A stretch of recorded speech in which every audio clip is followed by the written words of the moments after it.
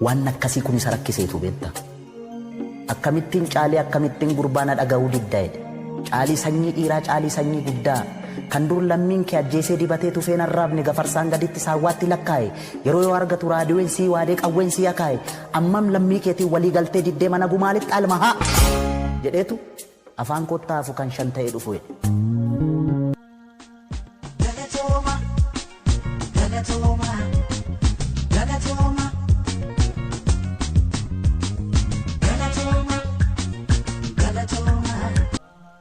Haceeko galatoomii jettee galatoomii atumtu.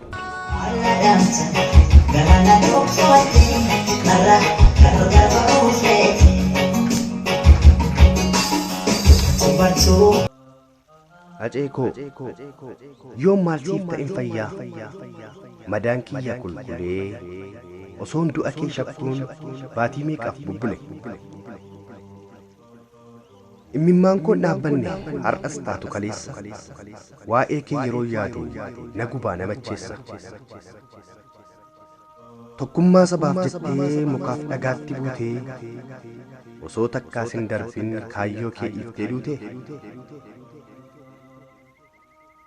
Akkamiinan of saree akkamiinan sabara oolmaa kee kaleessaatu na gubaa na marara.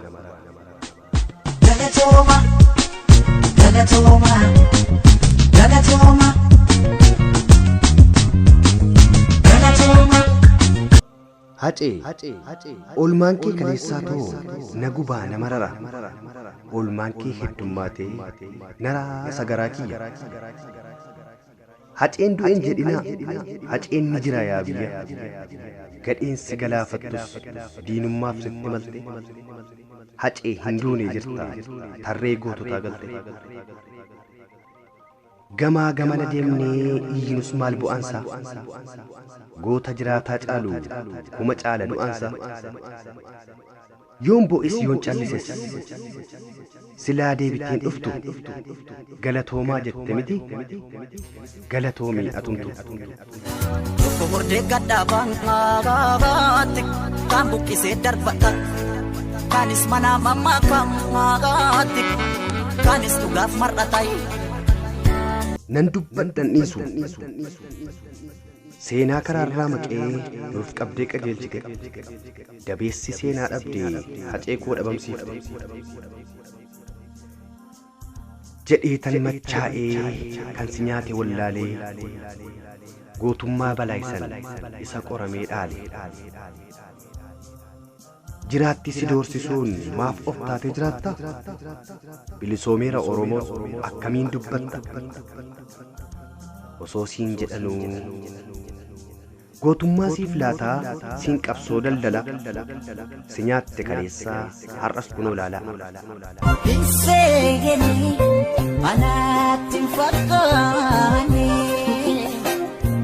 hinseene manaatti hin fakkaanne. Gootummaa siif laataa siin qabsoo daldala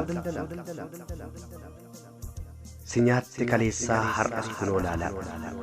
Qeerroo jirtuun jettu maal feerroo gurgurtaa mootummaa Dr. Abiy kana akkamittiin laalta jedhaa turan kaleessa diinaaf si qopheessanii jarri juutaan wal ta'an dhiiga kee lolaasanii. Hattuu saamtuu kaleessaa golaa yaatee forjossinuu haa caalu baay'ee siin dallalte. Hinseegeni manaatti hin fakkaanne hinseene manaatti hin fakkaanne. Har'as kunoo hacee siidiin kee istuudiyoo waa'ee maalii odeessaa qabsoo qeerroo jedhamoo kan mootummaa jabeessa. Siin jedhanii hattoonni galtuun miidiyaarra teessee har'a kunoo dhugaadhaan kanatti lafa keessa. Har'a kunoo dhugaadhaan kan hatte lafa keessa. Galatooma galatooma galatooma galatooma galatooma galatooma. Haa ta'u kaa kunis jennee silas waaqa koma ture waan inni jedhe diduure hinammaate kan si anaa kaanoo tole maal jenna gaa kan kee kana situ akka ummatatu akka kee warra nu goomatuuf seenaaf aadaa Oromootu aartiidhaan mul'ate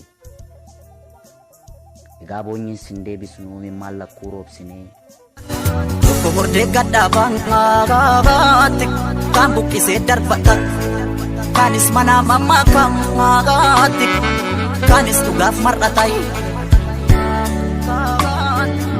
otoo kan qotee jiru kan hammuu faamtuu qarangaa garii hiikoo sara dhabeet tabjootee dhabduun dharangaatti garatee nuuf himay gaa'een nuuf himaat ti wallaallee dubbii baraat ti wallaallee dubbii baray